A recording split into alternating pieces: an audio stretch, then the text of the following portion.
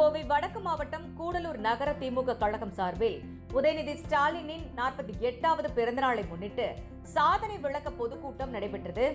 இதில் சிறப்பு அழைப்பாளராக தலைமை கழக அமைப்பு செயலாளர் வழக்கறிஞர் RS பாரதி கலந்து கொண்டு சிறப்புரையாற்றினார். 4.5 ஆண்டு காலம் 4.25 ஆண்டு காலம் 24 மணி நேரத்தில் 20 மணி நேரம் உழைத்தார் நம்முடைய தலைவர் தளபதி அவர்கள்.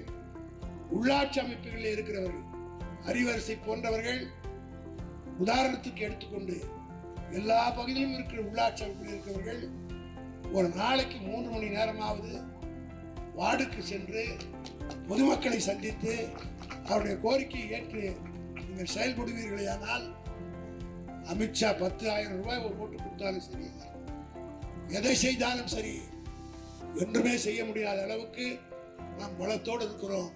ஆகவே அருமை தோழர்களை பணிவோடு கேட்டுக்கொள்கிறேன். அடுத்த 2026 தேர்தலில் மீண்டும் நம்முடைய தலைவர் தளபதி தான் வரப்போகிறார் என்பது எல்லா பத்திரிகைகளும் எல்லா ஊடகங்களும் தெரிந்து விட்டது. ஆனால் மிதமதிப்பில் இருக்கக்கூடாது, கடமை உணர்ச்சியோடு ஆற்ற வேண்டும்.